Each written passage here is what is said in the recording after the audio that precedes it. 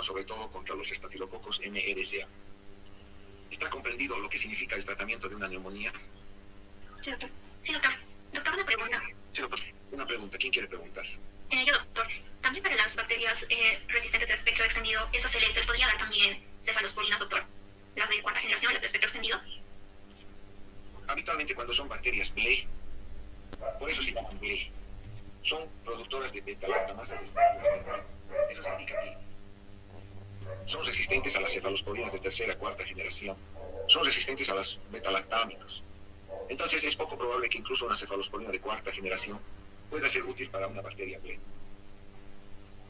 Bueno, doctor, estoy bien, gracias. Quique se ve. Luis. Acá vemos una radiografía. No sé si estoy viendo bien. ¿Qué? O sea, describo lo que veo, doctor, o las posiciones en las que está la radiografía. O sea, las posiciones te refieren a las cualidades. Sí, porque... Pues ya pasaremos de eso. Yo supongo que ya sabes describir lo que ves, ¿no? O sea, ya, lo que veo son aumento de personas, aumento de opacidades en los pulmones. aumento de densidad. Aumento de opacidades Opacidades en los lóbulos no inferiores. homogéneas. No homogéneos. O son homogéneos, o todo es el mismo. Homogéneos, no son homogéneos. Todo es de este color así. No, doctor. Bueno, Entonces, pues, aumento de densidad. aumento de Quieres llamar densidad. opacidades no homogéneas. No homogéneos. No homogéneas. De límites no precisos. De límites no precisos. Localizados en el tercio inferior derecho y en los 2 tercios inferiores izquierdos. Localizado en el tercio inferior derecho y 2 tercios inferiores izquierdos. Con una imagen que parece ser De vidrio esmerilado. aquí. Esta línea negra. Ese es el pulmón, doctor. Este es el... Esta línea negra que parece ser, aquí se ve una línea negra.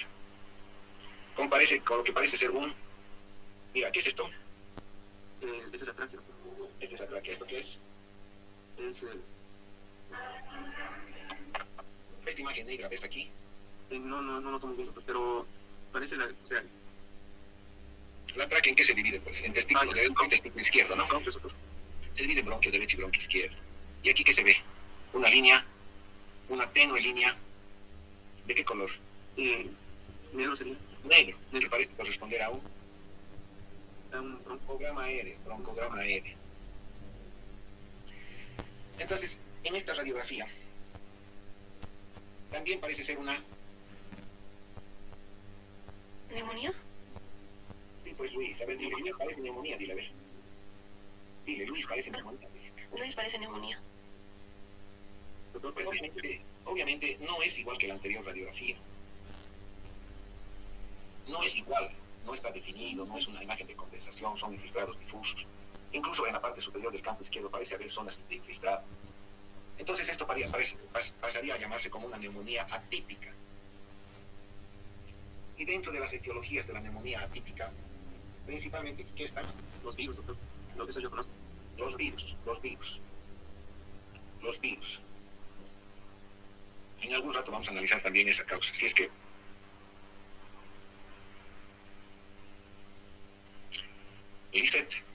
Doctor. Lisette.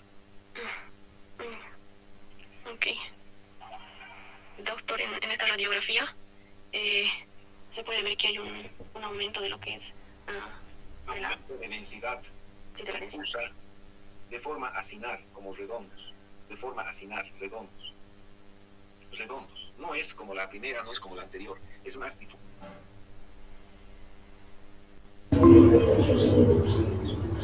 Hola, buenos días.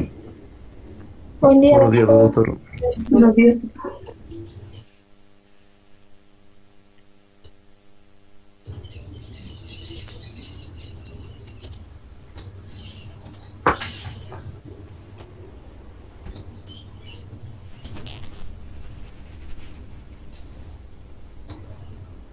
¿Me escuchan todos?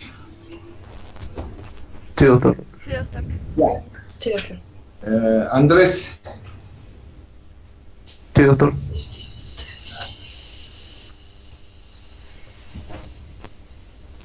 Doctor. ¿qué ves? Doctor, todavía no está compartiendo. Ahora sí. Veo las manos, doctor. Veo unas manos. Oh, bien dicho, Andrés. Veo unas manos. Obviamente, bien dicho, Andrés.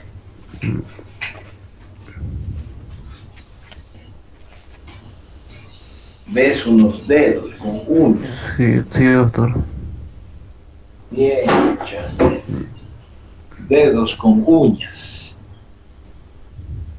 ¿Qué ves? Quizá artritis en leve, doctor. Artritis leve.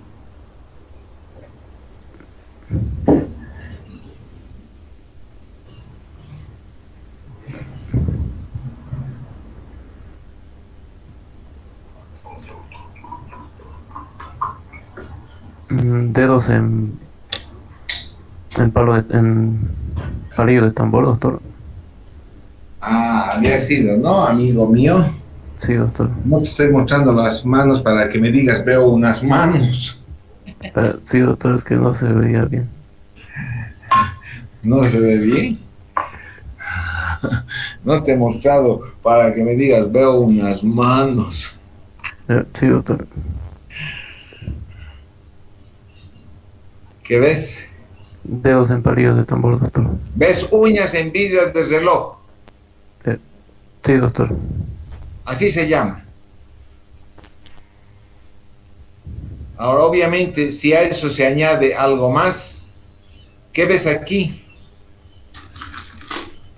Dedo en palillo de tambor, doctor, con uña en reflejo de reloj. A ver, ¿qué significa dedo en palillo de tambor? O sea, ¿qué tiene que haber para que yo diga este paciente tiene dedos en palillo de tambor? ¿Qué hallazgos tiene que haber?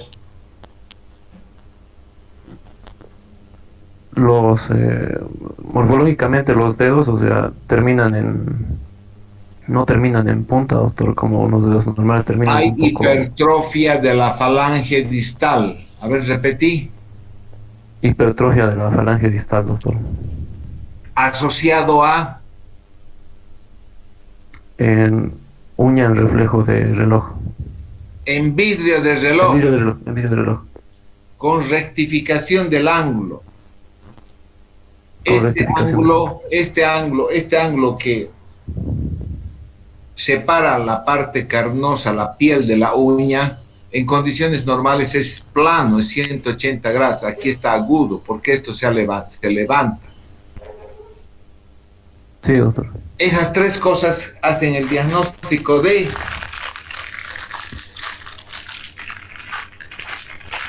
Una alteración cardíaca, doctor.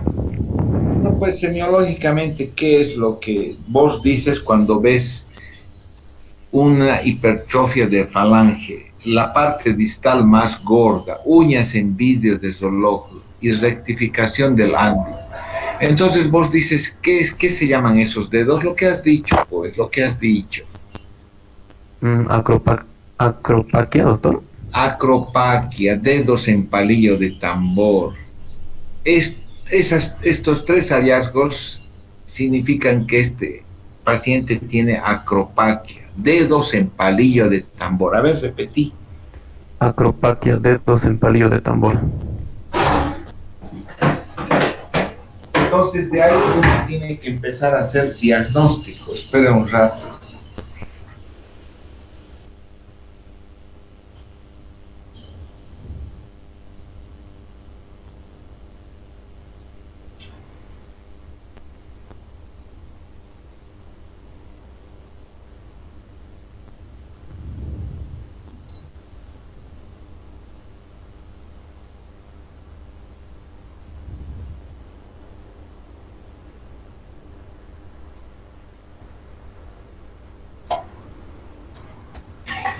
De ahí tienen que empezar a hacer diagnóstico.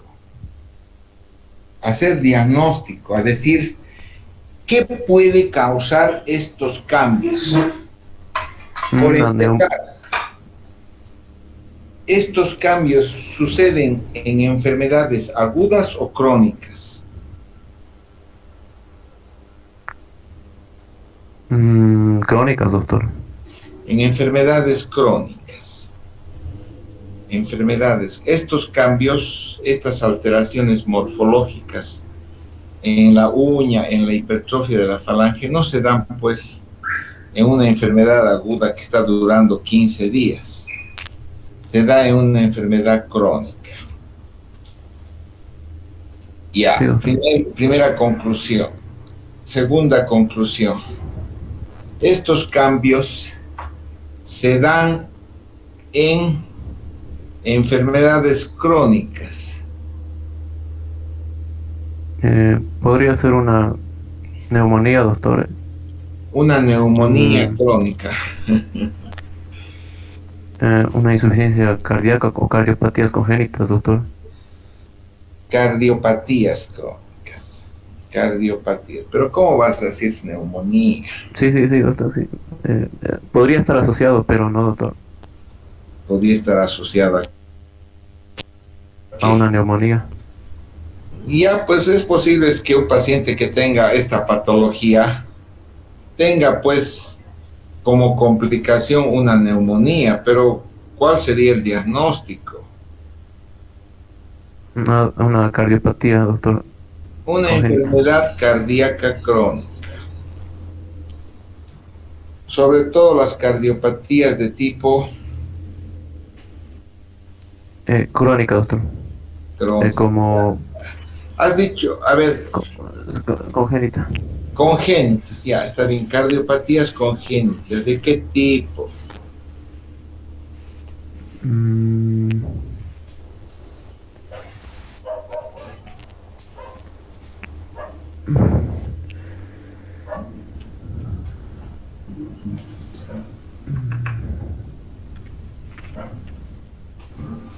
¿De qué tipo, amigo? ¿De qué tipo mm, de cardiopatía congénitas? ¿Qué tipos de cardiopatías congénitas conoce? Podría ser Dos grupos grandes. ¿Cuáles son?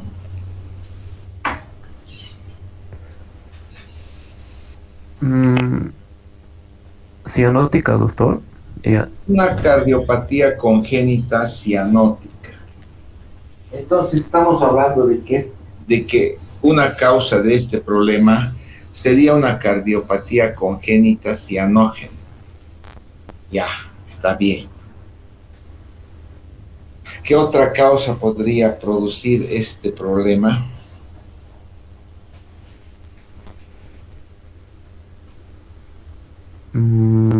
También podría ser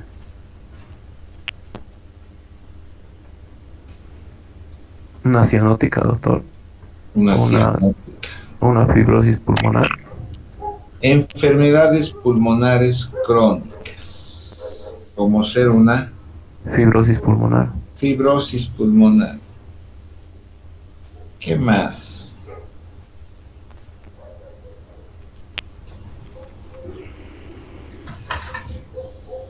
Rocío Noelia. Eh, Buen día, doctor. También podría deberse tal vez a hemoglobinopatías, porque es característico también los dedos de palillo de tambor, porque hay hipoxemia y deficiencia de oxígeno, ¿no? Y por eso Hemoglobinopatías. sí, ¿Qué hemoglobinopatías podrías señalarme? serían crónicas tal vez. Eh,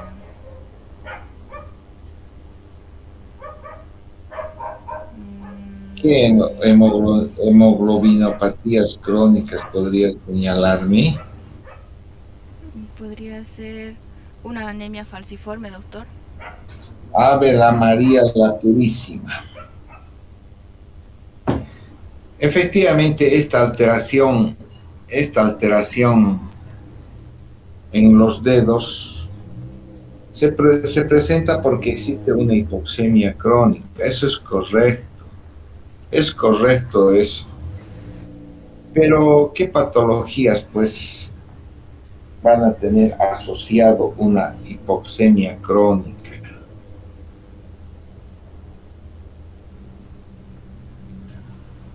Mm, Una talasemia, doctor, tal vez.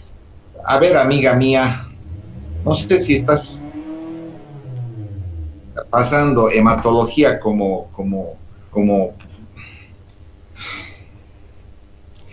ninguna hemoglobinopatía. ¿Qué enfermedades? Enfermedades cardíacas crónicas, ya. Enfermedades pulmonares crónicas. ¿De qué tipo? Enfermedades pulmonares crónicas. Podría ser una tuberculosis, doctor. Tipo es secuela de tuberculosis, una fibrosis pulmonar, una secuela de tuberculosis. Secuela. ¿Qué más? Podría ser también por un carcinoma, tal vez, doctor. Neoplasias pulmonares, neoplasias pulmonares, neoplasias. ¿Qué más? Podría ser por EPOC. Enfermedades pulmonares crónicas. Obstructivas crónicas. Enfermedades pulmonares obstructivas crónicas. ¿Ves que hay muchas más patologías que la talasemia? Sí, doctor.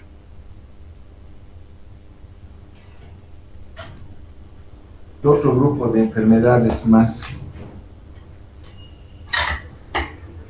Pulmonares, doctor. Sí, amiga, enfermedades pulmonares. Tal vez lesiones mediastínicas, doctor. Ya está bien, amiga, ya creo que tus conocimientos llegaron hasta ahí, estás divagando ya. Camila, Buenos días, doctor. buenos días. También podría ser producido por trastornos digestivos. Diarrea, a ver, ¿qué trastornos digestivos? Como neoplasias digestivas o tal vez un linfoma intestinal. ¿Por qué no nos dedicas a escribir novelas de suspenso? ¿Qué alteraciones de qué órgano del aparato digestivo puede producir esto? El hígado, por la cirrosis. Mira, hepatopatía crónica, di pues, hepatopatía crónica. Hepatopatía crónica. No me vengas con linfoma intestinal. Hepatopatía crónica. A ver, repetí. Hepatopatía crónica. Eso. Eh, Enfermedades cardíacas congénitas, cianógenas, enfermedades pulmonares crónicas, fibrosis, secuela de tuberculosis, EPOC, bronquiectasias, carcinoma pulmonar, enfermedades pulmonares crónicas.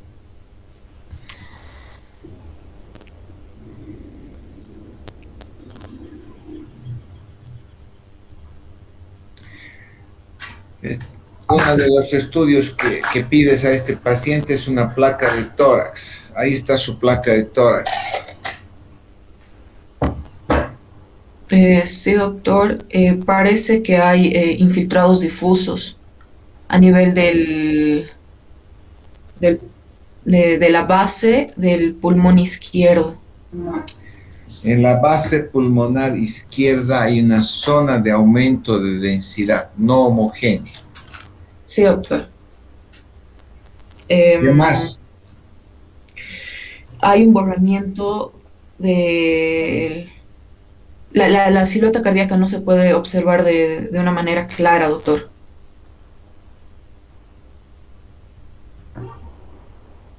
En esta zona de aumento de densidad, ¿qué más ves? El ilio pulmonar, doctor. El ilio pulmonar está aquí. En esta zona de aumento de densidad, ¿qué más ves? Tampoco se pueden ver los ángulos costofrénico. En esta zona. ¿Ves el cursor? Sí, doctor. Te estoy demarcando una zona. un infiltrado no homogéneo difuso en la base pulmonar izquierda. ¿Qué más ves en esta zona?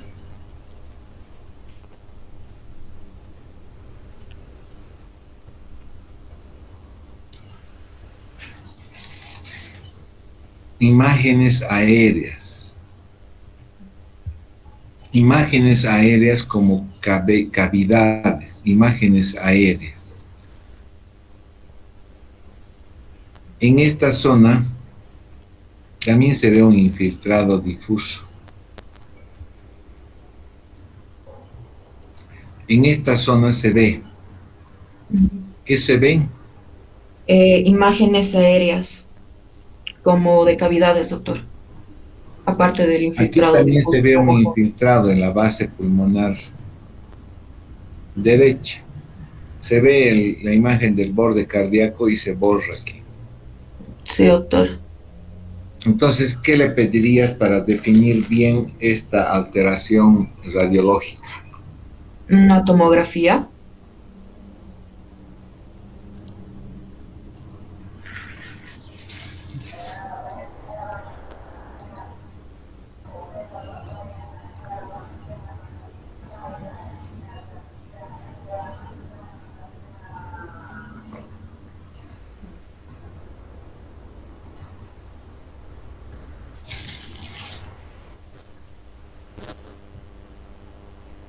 En esta se puede ver. Lastimosamente, la foto está al revés, ¿no? Si se fijan, las letras está al revés. En condiciones normales, este es el lado derecho del pulmón, pero ahora se ve como el lado izquierdo del pulmón, y este es el lado derecho. Eso es porque la foto ha sido con la tomografía al revés. Entonces, aquí está la tomografía. En la tomografía se pueden ver infiltrados en la parte anterior, tanto en el pulmón derecho como en el pulmón izquierdo. Y algunos infiltrados difusos, se podría decir, en toda la parte posterior también, doctor, se pueden ver puntitos blancos. Estos poquitos blancos, ¿qué son? Los hilios pulmonares y los bronquios. Estos son los hilios, amiga. Estos que ves blanco, ¿a esto te describes? Sí, doctor. No estoy segura de qué son. ¿Podrían ser los bronquiolos? Estabas tan bonita. Los bronquiolos, ¿qué tienen en su interior? Aire. Entonces Aire. se ven negros. Aire. ¿Qué Sí, color doctor. estás viendo aquí? Blanco. Blanco. El aire, ¿qué color se ve? Negro. Entonces, ¿qué color estás viendo aquí? Blanco. Entonces, ¿es bronquiolo? No, doctor.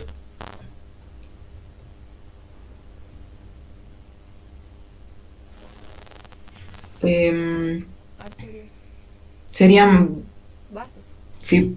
focos de fibrosis entre vasos sanguíneos, podrían ser, doctor.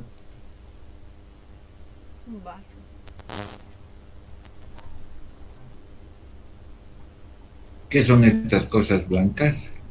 Ese es el hilio pulmonar, doctor. Son Ahora, ¿estos qué son? Las Eh, ramas de la... de las arterias del hilio pulmonar, doctor. Arteria pulmonar, a ver, di. Ramas de la arteria pulmonar. Esta es una arteria pulmonar, estas son ramas de la arteria pulmonar, esto es normal. La arteria pulmonar, ¿qué tiene en su interior? Sangre. ¿Y qué color se va a ver? Blanco. Por Gracias. el aumento de densidad. Estas son las ramas de la arteria pulmonar. Todo esto que ves vos aquí, ¿qué son? Ramas de la arteria pulmonar. Entonces no hay ningún infiltrado aquí. ¿El infiltrado dónde está? En la parte anterior del pulmón, tanto derecho como izquierdo. Gracias. ¿Qué otra condición característica tiene ese infiltrado? No es homogéneo. No es Tiene homogéneo. imágenes aéreas. Limita espacios Aéreos.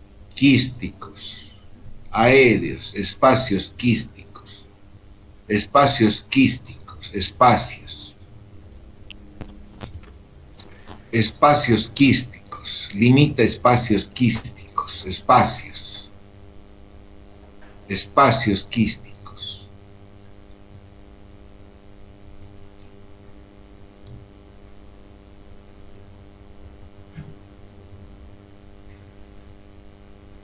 No es un infiltrado de condensación, no es un infiltrado todo blanco, es un infiltrado difuso con formación de espacios Quísticos, doctor. aéreos, quísticos. Esto es compatible con ¿Podría ser una fibrosis quística, doctor? John Condorcet. Hasta ahí llegaste, Camila.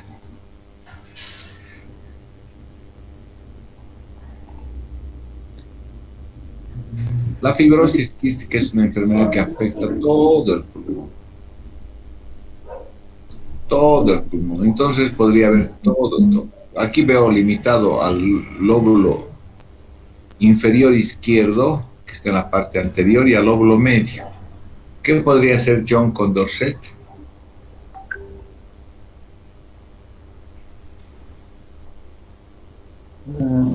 Tal vez una bronquiectasia, doctor.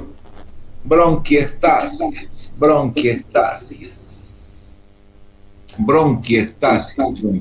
Es el cuarto puntito que te ganas en toda tu rotación, John Condorcet. Son bronquiectasias, dilataciones bronquiales.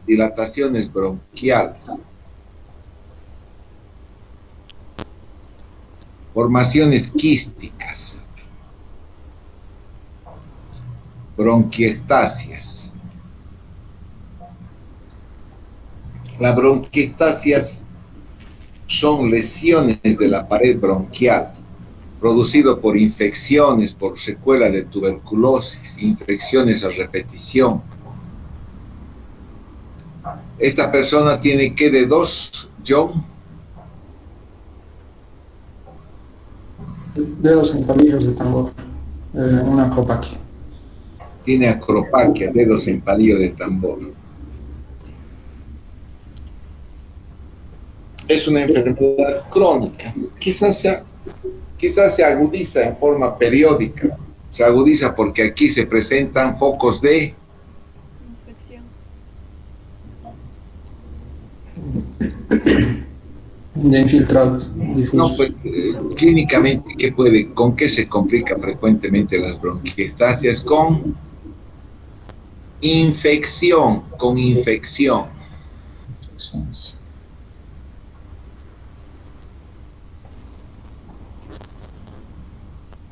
Como tratamiento a esta persona, las bronquiectasias es una enfermedad de las vías aéreas.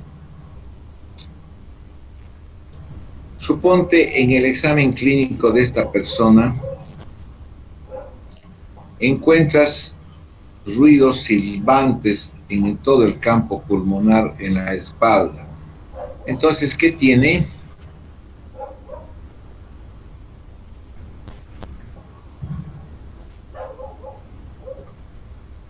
Tiene bronquiectasias, pero yo al encontrar ruidos silbantes en la auscultación pulmonar, ¿qué he determinado que tiene? Un EPOC.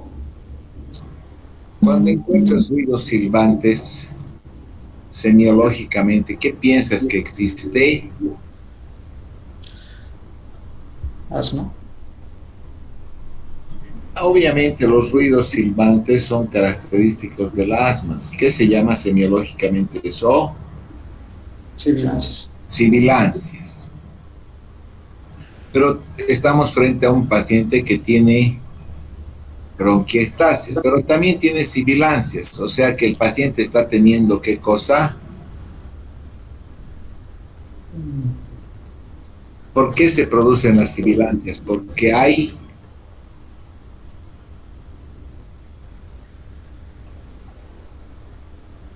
Paola Jocelyn.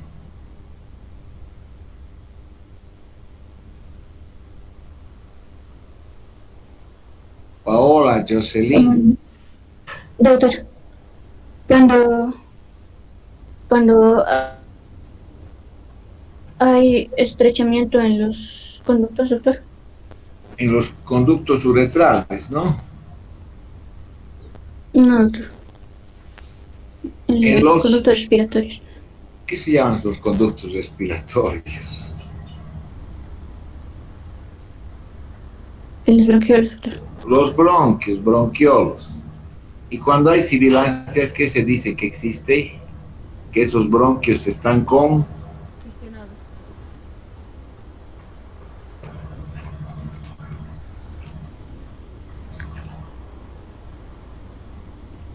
Con infiltrado, doctor. Con razón no tienes puntos. ¿Qué se dice, Nancy Ramos? Sí, doctor. Que están estrechos, doctor. ¿Qué se llama absceso? La estrechez de los bronquios. Semiológicamente, ¿qué se dice? Que están con broncoespasmo, broncoespasmo, broncoespasmo. A ver, repetí. Están con broncoespasmo. Estrechamiento de las vías respiratorias, estrechamiento de los bronquios. Eso, el hallazgo de sibilancia significa que ese paciente está teniendo Broncoespasmo, doctor. Gracias, broncoespasmo. Eso es importante en el momento en que tengamos que hacer tratamiento de esta persona. Si esta persona tiene tos y tiene fiebre, tiene tos con expectoración verdosa, ¿qué está cursando además? Una posible neumonía, doctor. Una infección, quizás se ha infectado, quizás está haciendo focos neumónicos. Obviamente no existe condensación aquí porque está deformado la arquitectura del parénquima pulmonar. O sea, tiene una infección respiratoria baja. Ya. Tiene una saturación de 85% respirando aire ambiente. Entonces eso confirma que este paciente tiene Una hipoxemia. Hipoxemia. Otro dato importante llegando al momento de hacer el tratamiento. Entonces este paciente como diagnóstico tiene bronquiectasia con infección respiratoria, tiene broncoespasmo y tiene hipoxemia.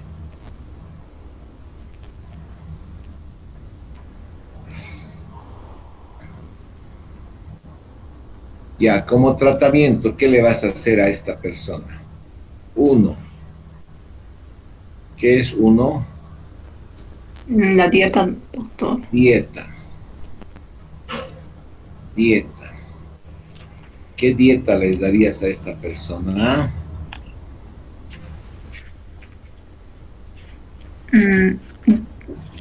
Ya. A ver, sigamos en la semiología de esta persona. Suponte le has encontrado este broncoespasmo o estas bronquiectasias. Enfermedad crónica. Suponte además le encuentras ingurgitación yugular y edema de miembros inferiores. Entonces, ¿qué más tiene? Esos son datos, doctor, de una insuficiencia cardíaca derecha. Insuficiencia cardíaca derecha.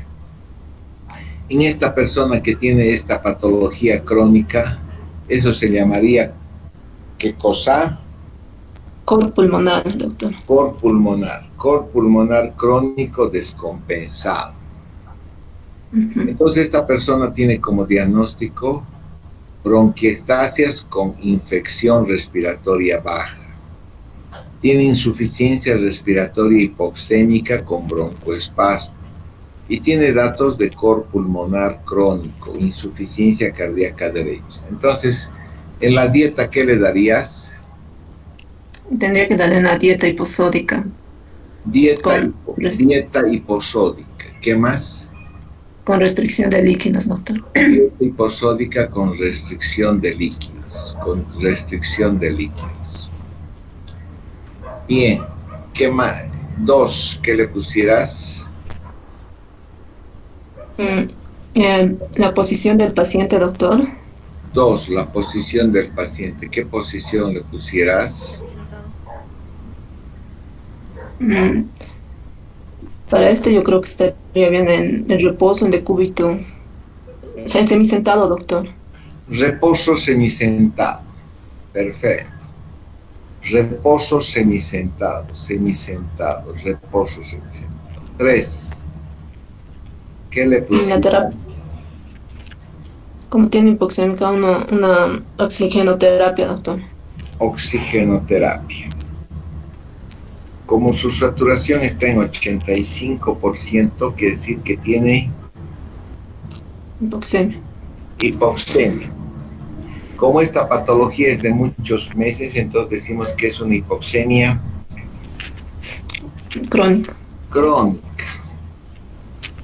Una hipoxemia crónica.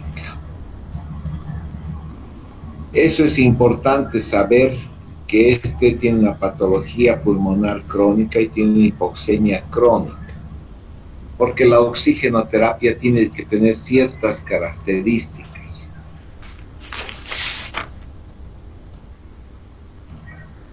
En condiciones normales,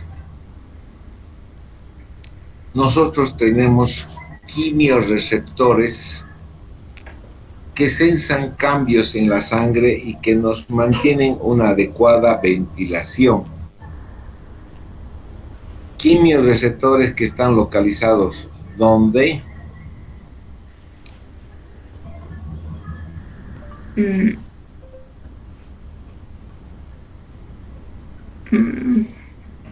Sí. Si no me equivoco, doctor, estaban, ¿cómo es? El comienzo de la aorta, algo así. En el arco aórtico y en la carótida interna, en el cuerpo carotídeo. Ahí están, en el arco aórtico y en la carótida. Son quimiorreceptores, que se llaman quimiorreceptores, que son los que mantienen una regularidad en nuestra respiración. Quimiorreceptores. ¿Qué sensan los quimiorreceptores? Niveles de oxígeno. Cambios en los niveles de concentración de oxígeno. ¿Qué más sensan? También en los niveles de dióxido de carbono, si no me equivoco, doctor. Cambios en los niveles de CO2. ¿Y qué más sensan?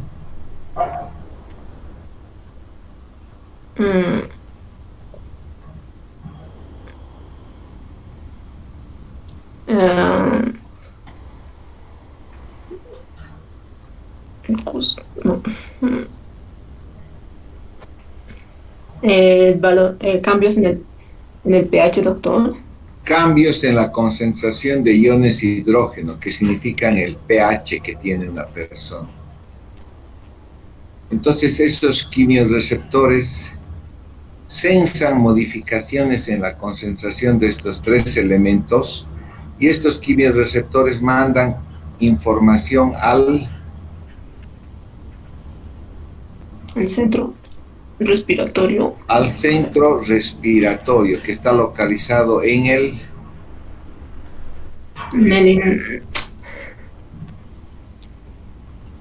bulbo. En el bulbo. Y este centro respiratorio responde con estímulos para controlar la frecuencia respiratoria. Las frecuencias respiratorias y el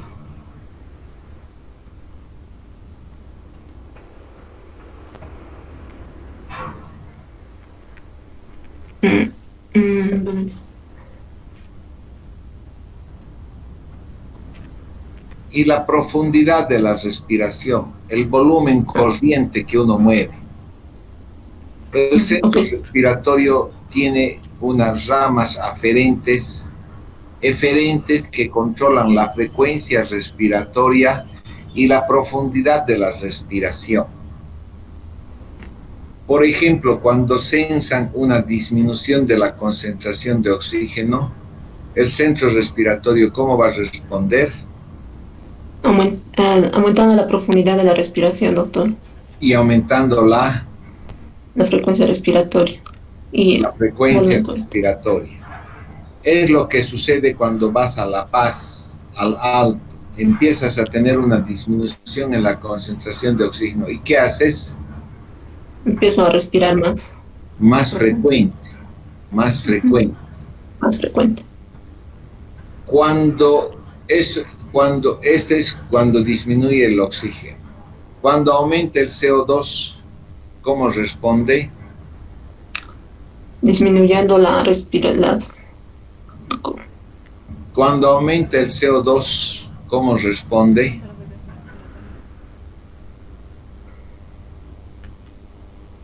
Tratando de eliminar más oxígeno, dióxido de carbono. Entonces tengo que aumentar el volumen corriente. Y la respiración, las frecuencias respiratoria.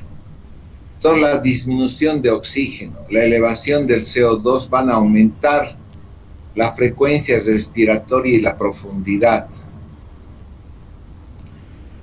Cuando aumenta la concentración de iones hidrógeno, ¿qué se llama eso en sangre? Acidosis. Acidosis, se llama acidemia. ¿Y la acidemia qué va a producir?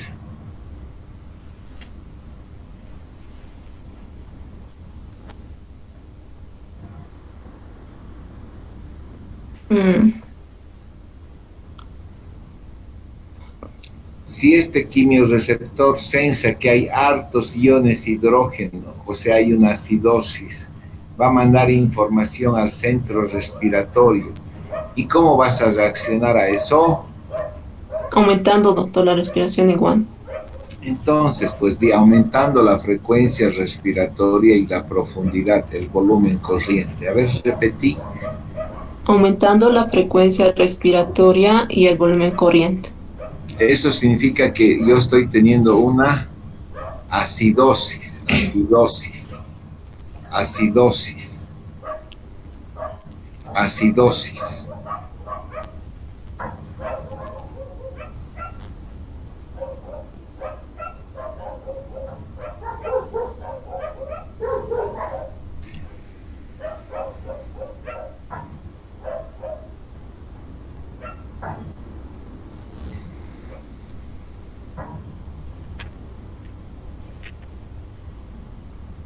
Cuando yo tengo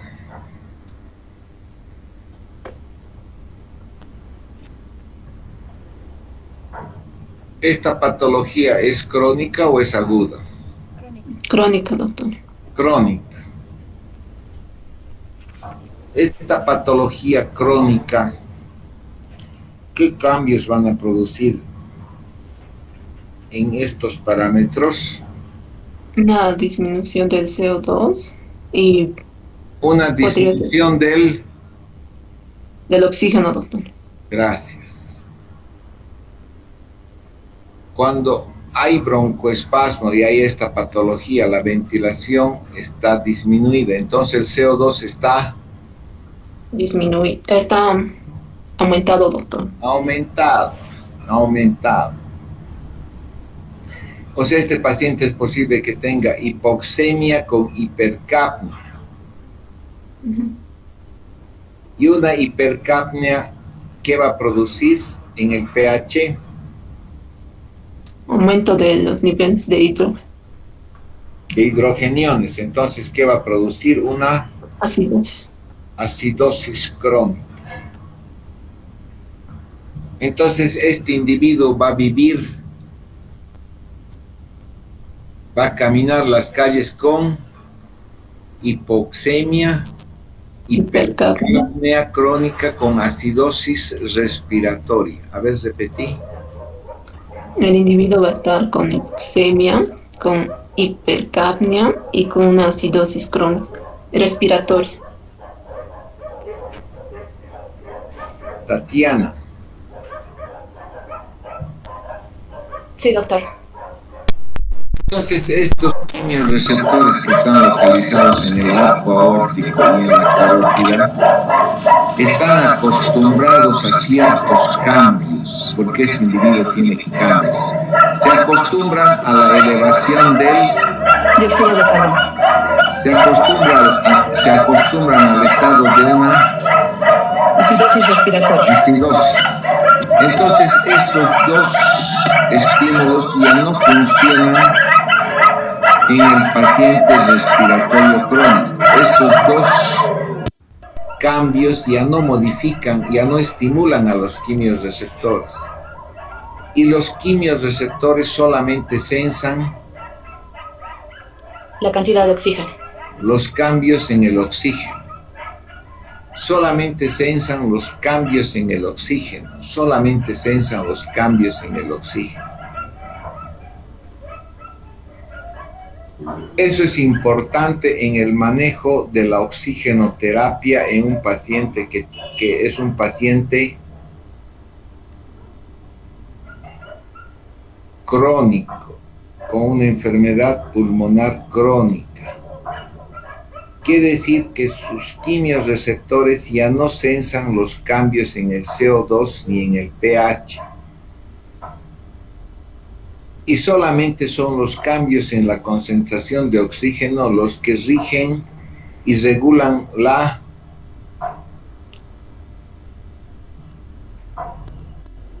frecuencia respiratoria y el volumen corriente. Son solamente estos cambios en el CO2, en el O2.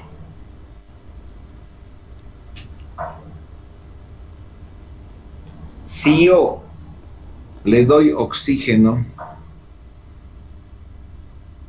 este individuo tenía 85% de saturación respirando aire ambiente, ¿sí? Sí, doctor. Si yo le doy oxígeno en forma descontrolada, puedo aumentar este 85, quizás llevarlo a 95.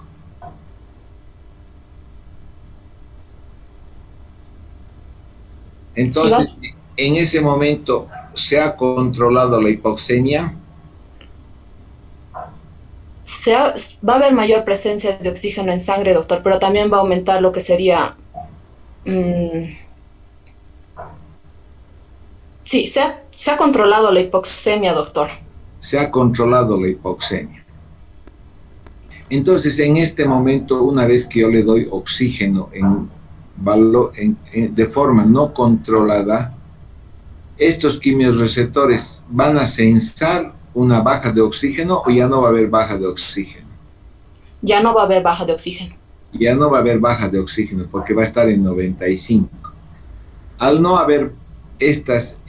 no sensar esta baja de oxígeno, entonces estos quimiorreceptores ya no van a estimular al centro respiratorio. Y obviamente, ¿qué va a pasar con la frecuencia respiratoria y el volumen corriente? La frecuencia respiratoria y el volumen corriente se van a normalizar. Se van a normalizar o van a disminuir. Disminuir, porque ya no va a haber el estímulo hipoxémico para estimular, van a disminuir. O sea, el momento en que yo anule la hipoxemia en forma brusca, ya no va a haber el estímulo al centro respiratorio. Entonces va a disminuir estos dos elementos, la frecuencia y el volumen corriente. Y eso va a tener como consecuencia que el CO2 va a aumentar. Va a aumentar el CO2. Lo que ya estaba alto va a aumentar más. Y por ende el pH va a aumentar. El CO2 va a aumentar, entonces el pH también va a aumentar.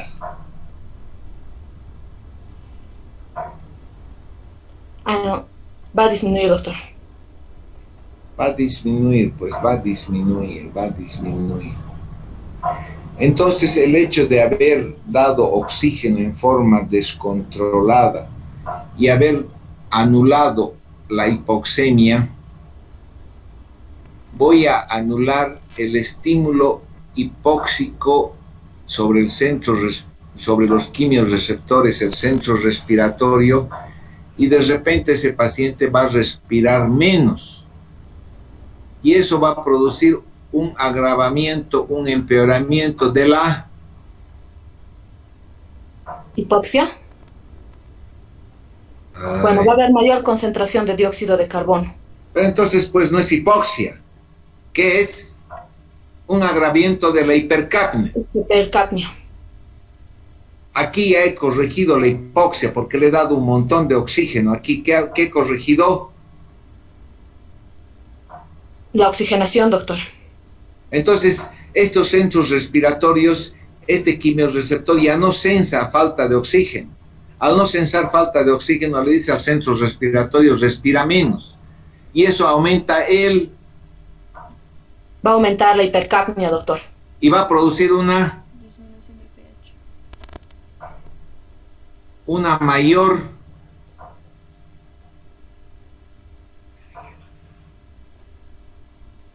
Una mayor.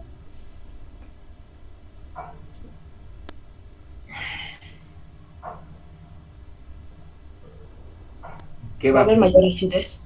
Va a producirse una mayor acidosis. Va a producir una mayor acidosis. Entonces, ¿qué estoy queriendo decir? Que si yo le doy mucho oxígeno a una persona que tiene esta patología pulmonar crónica, voy a anular el estímulo hipóxico al centro respiratorio, al quimiorreceptor. Y esto va a disminuir la frecuencia respiratoria y puede empeorar la retención de CO2 y la acidemia. Entonces el individuo va a entrar en mayor acidosis respiratoria. Entonces, llegado el momento de dar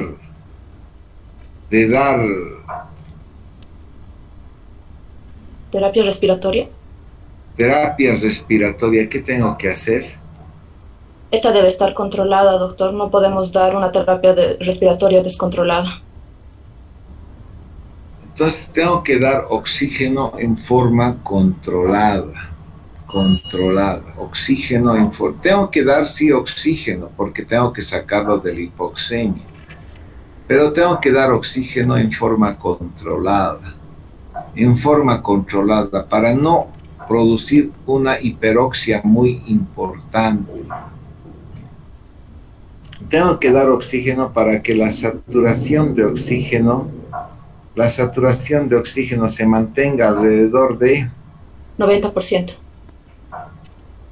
88%, porque lo que quiero hacer es mantener el estímulo hipóxico del centro respiratorio.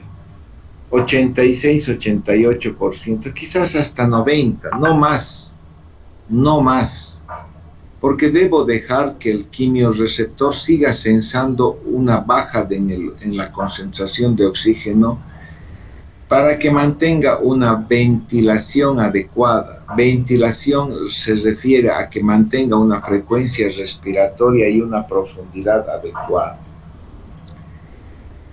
¿Y cómo voy a lograr esta oxigenoterapia controlada? Dándole oxígeno por Puntas nasales, doctor. puntas nasales a un flujo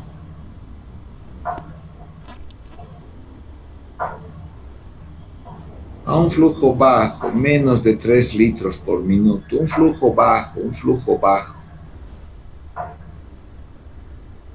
O usar lo que se llama sistemas de oxigenación de alto flujo, como es el sistema Venturi, las mascarillas Venturi. Son mascarillas que permiten manejar un flujo alto, pero con una concentración controlada de oxígeno. Mascarillas Venturi. Oxígeno, esta punta nasal es bajo flujo, esto es de alto flujo. Son mascarillas Venturi. ¿Comprende? Sí, doctor. Entonces, de esta forma estoy dando yo una oxigenoterapia controlada. Controlada de tal forma que no aumente mucho la saturación de oxígeno, que no anule el estímulo hipóxico de la ventilación, de tal forma que el individuo mantenga el estímulo respiratorio hipoxémico.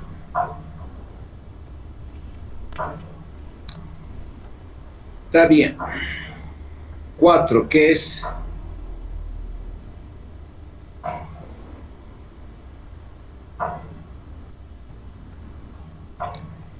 Oye, Tatiana, en el punto... Doctor, el punto 4 sería la administración de líquidos endovenosos. Ya, líquidos endovenosos. A este paciente, ¿qué le darías? ¿Cuánto le darías? Le podemos dar lo que es el suero fisiológico, doctor. Le puedes dar suero fisiológico o También le podríamos dar Ringer lactato. Ringer lactato. Una solución cristaloide común corriente. ¿Qué cantidad? 500 ml por día, doctor. Le puedes dar 500 a 1 litro diario. Es correcto.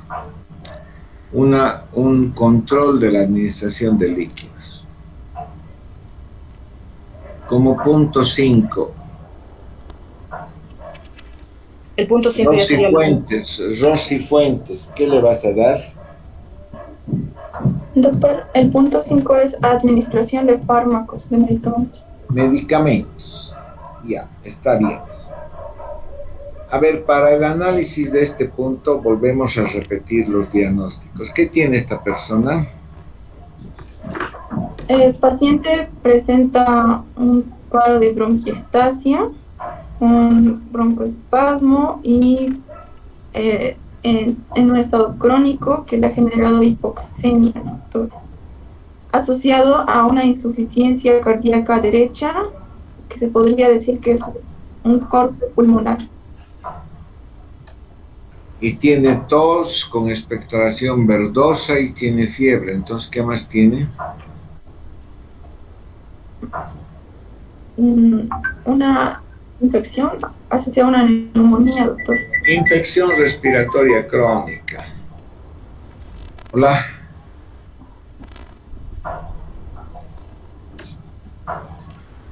Ya. Voy a fijarme. Está ingresado. ¿Ya qué parte quieres tratar?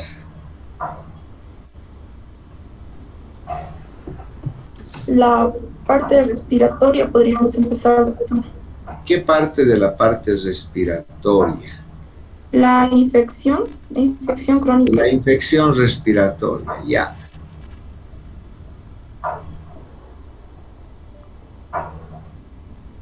Se podría empezar administrando antibióticos. Ya, un ratito espera, por favor.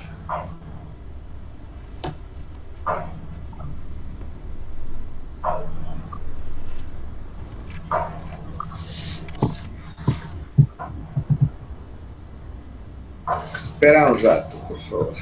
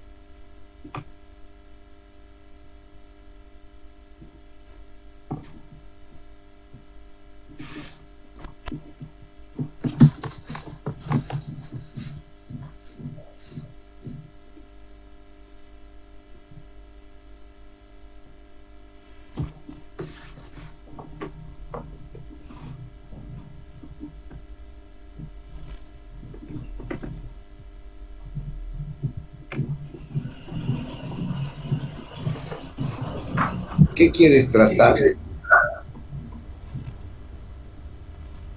La neumonía crónica del paciente, doctor. No tiene neumonía crónica, amiga, tiene neumonía. La neumonía, ya, la infección respiratoria.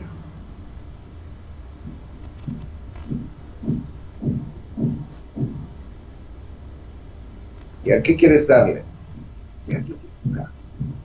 Podríamos empezar dándole antibióticos, ¿Qué antibióticos? como una cefalosporina de tercera generación.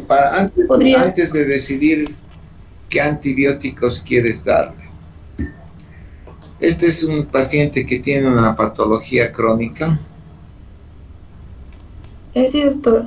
Ya, Por la presencia de patología bronquiectasia. crónica. ¿Qué tiene en sus pulmones? Tiene una bronquiectasia con formaciones quísticas, doctor. Bronquiectasias.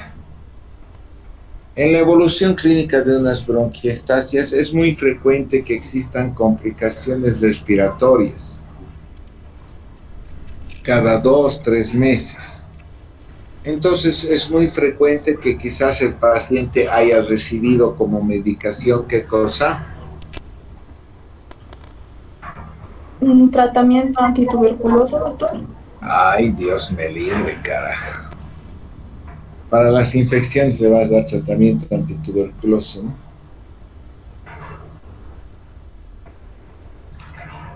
Si vos tienes infecciones respiratorias, cuando vas al consultorio de la esquina, ¿qué te van a dar?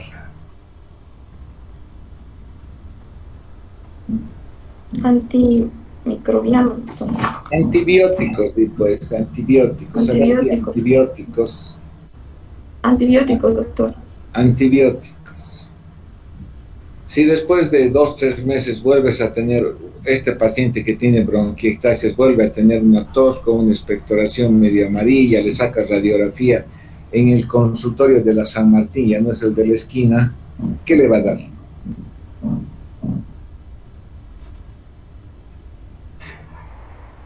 Le va a volver a dar Antibióticos. Antibióticos. Si a los 2 meses va al consultorio de la Laguna Lalay con tos y expectoración, ¿qué le va a dar? Nuevamente antibióticos, doctor.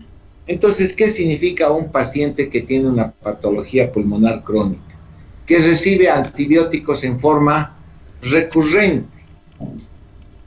2, 3, 4, 5 veces al año. Entonces, para elegir los antibióticos, tienes que pensar que esta persona ha recibido antibióticos en forma frecuente, continua. Ya. Primera decisión en la elección de antibiótico. Segunda elección. ¿Qué patologías pulmonares crónicas tiene este paciente?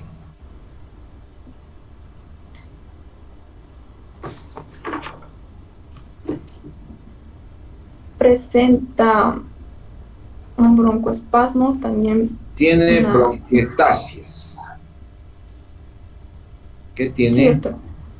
Bronquiectasias. Y recibe frecuentemente Antibióticos. Entonces, ¿qué gérmenes puede tener aquí?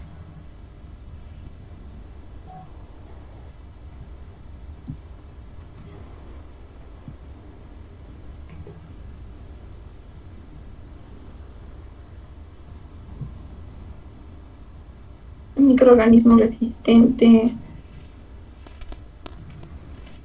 ¿Qué tipo de microorganismos frecuentemente va a contaminar, va a colonizar a esta persona?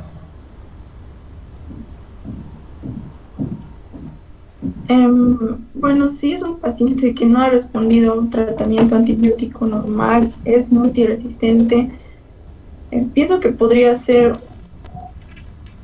un Mycobacterium tuberculoso, doctor, porque puede ser secuela de una tuberculosis. Ya, en cierta forma tienes razón. En cierta forma tienes razón, porque esto puede ser secuela de tuberculosis. Entonces, dentro de los estudios que voy a realizar a esta persona, ¿qué le tengo que pedir? Una muestra de esputo, doctor, y hacer un cultivo también para Una determinar qué muestra de tipo de esputo para microorganismos. buscar clamidia vaginales. No, ¿Qué tengo que solicitar ya que tanto lo tienes contra la tuberculosis? un cultivo de Mycobacterium tuberculoso. Tienes que solicitar una baciloscopía y un cultivo para BK. A ver, repetí. Se solicita baciloscopía y un cultivo para pesca. Gracias. Pero existe esa posibilidad de que esto sea una secuela de tuberculosis. Pero entonces existe esa posibilidad y la necesidad de investigar tuberculosis. Pero estamos asumiendo que esto es una infección. ¿Qué tipo de infección? Tiene tos con expectoración verdosa y tiene fiebre. Infección bacteriana. ¿Qué? Una infección bacteriana, doctor. Infección bacteriana. Si este paciente tiene estas bronquiolitis desde hace 20 años y cada vez va a los médicos y le dan antibióticos, ¿qué gérmenes pueden ser los causantes de esa infección bacteriana? Bien, aparte podría ser los bacilos gram negativos, los Bacilos gram negativos, pues, bacilos gram negativos. Dentro de los bacilos gram negativos en las bronquiectasias, en estos pacientes que tienen bronquiectasias es frecuente la colonización con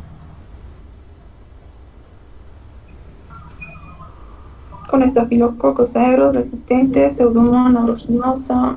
¿El estafilococo es un bacilo gram negativo? No, doctor. Entonces, ¿qué has dicho? Como otra opción. Los bacilos gram negativos, productores de Bleb, la Klebsiella, la Pseudomonas aeruginosa. Pseudomonas aeruginosa, Escherichia coli, Enterobacter, Acinetobacter. O sea, los gérmenes que van a causar una infección en una persona así, que recibe antibióticos en forma frecuente, no van a ser los gérmenes comunes, sino van a ser los bacilos gram negativos, toda la familia de gram negativos, quizás productores de Bleb, quizás la Pseudomonas. Entonces, en tu elección de antibióticos, ¿qué vas a elegir?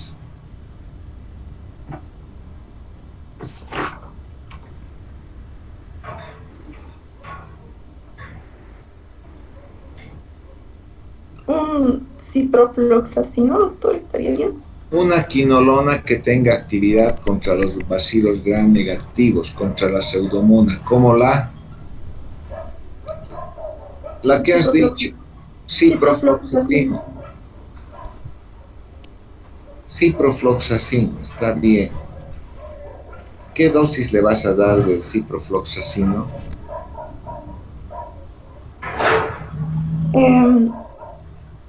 Se puede dar una dosis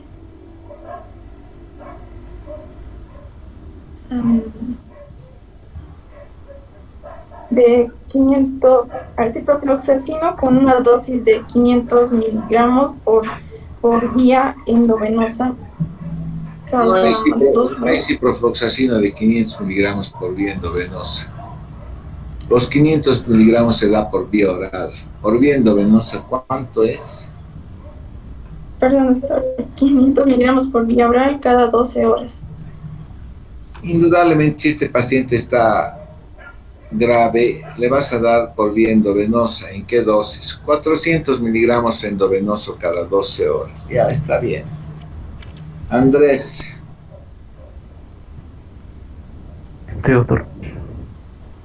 ¿Qué otro antibiótico elegieras? Porque a esta persona que tiene estas bronquiectasis y que está con infección respiratoria, es bueno tratarle con una antibiótico-terapia combinada, quizás 2 o quizás 3 antibióticos.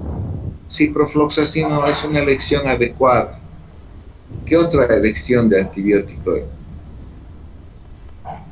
Podría ser antipseudomónicos, doctor.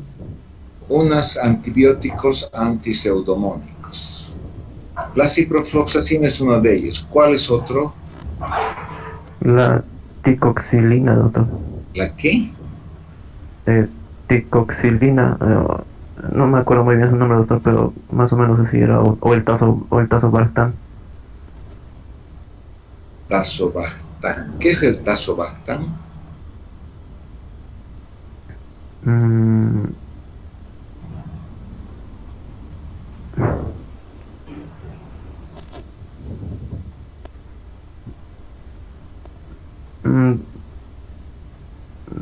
Doctor, también podría ser otro tipo de medicamentos como beta-lactámicos. Beta-lactámicos. ¿Qué le darías de beta-lactámicos a esta persona? Podría ser la piperacilina. Beta-lactámicos antipseudomónicos, digo. A ver, repetí. Beta-lactámicos antipseudomónicos, doctor. Beta-lactámicos antipseudomónicos, como la acabas de Piperacilina. piperacilina o la ticarcilina. Esos son beta-lactámicos antipseudomónicos. Sí sería una buena elección. La piperacilina, al ser un beta-lactámico y estos gérmenes gram negativos, al recibir antibióticos en forma crónica, frecuente, recurrente, generan resistencia y pueden ser BLE. ¿Qué era BLE? Era resistencia a la beta-lactamasa, doctor. A la O sea, proteína BLE es beta-lactamasa. una cualidad de las bacterias que adquieren beta-lactamasa de espectro extendido. Sí. Entonces, por eso a la piperacilina se le añade ¿qué cosa? Ceftazidine.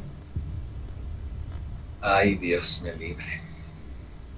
O ticarcilina, doctor.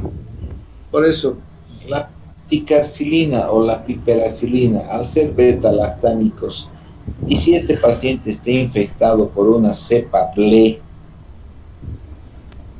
¿qué le añaden a la piperacilina? ¿Qué molécula?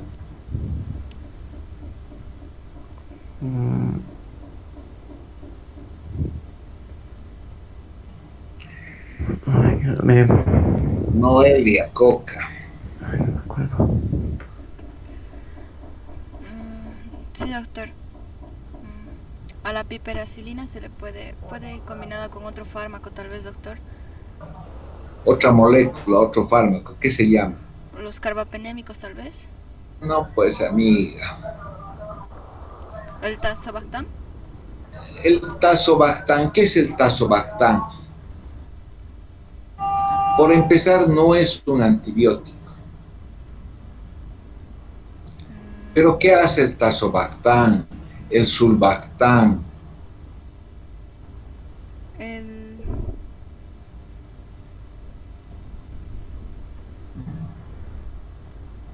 Es una molécula que se añade a los antibióticos. ¿Para qué?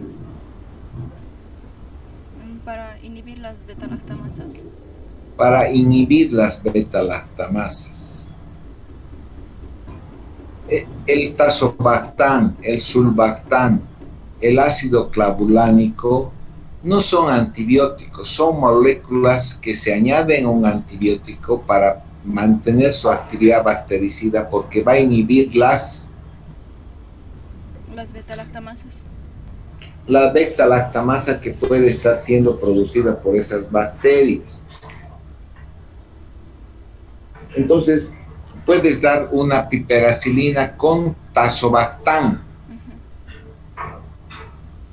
Es una buena elección. El tazobactam no es antibiótico, es una molécula que se añade al antibiótico. Es una molécula que inhibe las beta-lactamasas producidas por estos gérmenes. Entonces eliges entre los antibióticos dar una quinolona, la ciprofloxacina. Va a dar un beta-lactámico antiseudomónico, como la piperacilina o la ticarcilina. ¿Qué otro antibiótico? Un carbapenémico, doctor. Carbapenénicos. Es también una buena elección. ¿Qué carbapenénicos? Podría ser el imipenem, el doripenem, el... Meropenem, ertapenem. Está bien, está bien. ¿Qué otro antibiótico?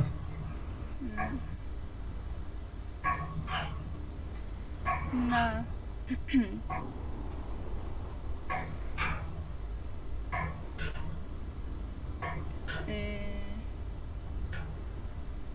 tal vez una cefalosporina, doctor. Cefalosporina. ¿Pero qué tipo de cefalosporinas? Una de tercera generación, doctor. No, Se llaman cefalosporinas antiseudomónicas, de tercera y cuarta generación. ¿Cómo cuáles? de cuarta generación sería la cefipima y la de tercera podría ser la ceftazidima. Ceftazidima o cefepime. Ceftazidima o cefepime. Entonces esas son las elecciones. De esos antibióticos puedes elegir 2 o 3 y le administras a esta persona. Esta persona requiere una antibiótico-terapia combinada con antibióticos que sean activos contra los gérmenes gram negativos, contra las pseudomonas, contra gérmenes gram negativos productores de ble. ¿Está bien? Sí, doctor. Ya, Noelia. Has elegido antibióticos, ya, está bien. ¿Qué otro fármaco o qué otra medida terapéutica le darías para su infección respiratoria? ¿Qué está produciendo esta persona? Tos con expectoración verdosa. Entonces, ¿qué le darías además de antibióticos? Para que ayude a la expectoración le daría... ¿qué se llama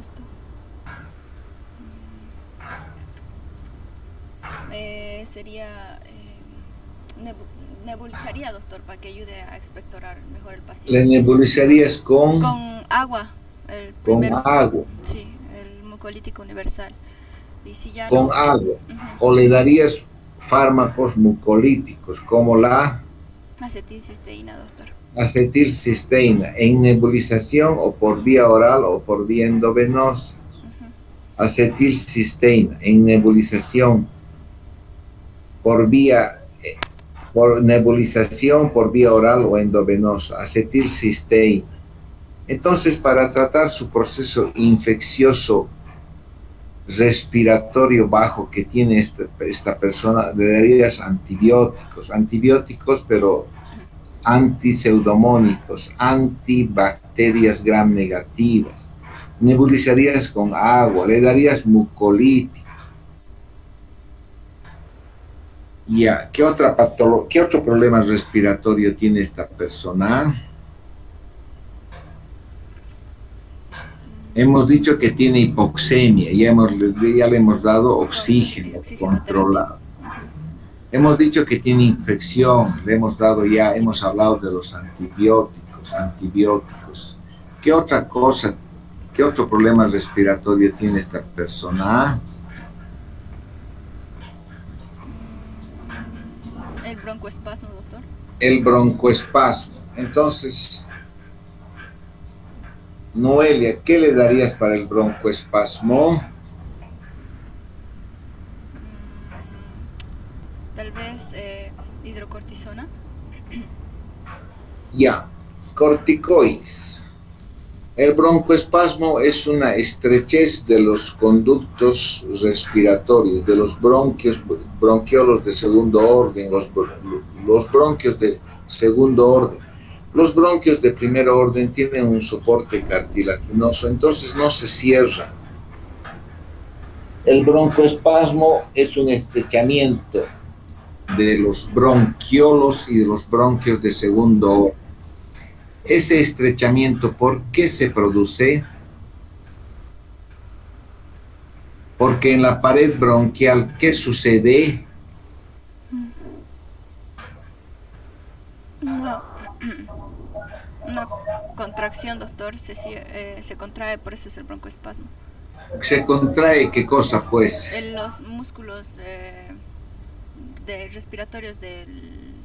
Los músculos lisos Sí, de los los músculos bronquiolos. Di pues, la causa del broncoespasmo puede ser una contracción de los músculos lisos bronquiales. A ver, repetí. La causa del broncoespasmo puede ser por la contracción de los músculos lisos de los bronquiolos. Ya, esa es una causa. Otra causa es el...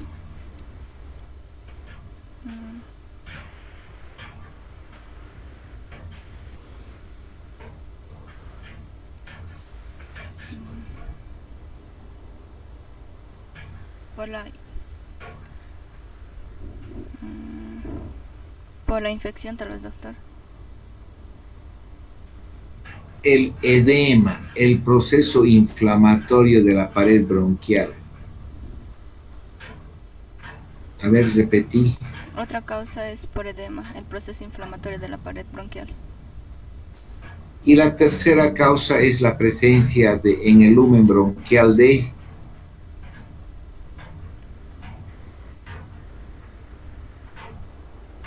los espacios quísticos. De las secreciones, los tapones mucosos, los tapones de secreción de moco. Entonces, las tres causas por las cuales se produce broncoespasmo son: 1. Era por la contracción del músculo liso de las paredes bronquiales. 2. Por la edematización, doctor. El edema, el proceso inflamatorio. Y 3. Por el moco. Los tapones mucosos. Para los tapones mucosos ya le estás haciendo ¿qué cosa? Nebulización con acetilcisteína. Nebulización con agua y acetilcisteína. Bien. Para el edema, la infiltración, el edema de la pared bronquial, ¿qué le puedes administrar? Tendríamos que darle... Lo que has dicho. Hidrocortisona, doctor. Corticoides para controlar el edema, el proceso inflamatorio. Corticoides. ¿Qué corticoides? Hidrocortisona, doctor. Hidrocortisona. ¿En qué dosis? ¿Por qué vía? Le daríamos hidrocortisona vía endovenosa, 100 miligramos cada 8 horas. Bien. Ya, se acabó su clase, amigos. Nos vemos el miércoles. El miércoles. Que les vaya bien. Gracias. Hasta luego, doctor. Hasta luego, doctor. Hasta luego, doctor. Hasta luego.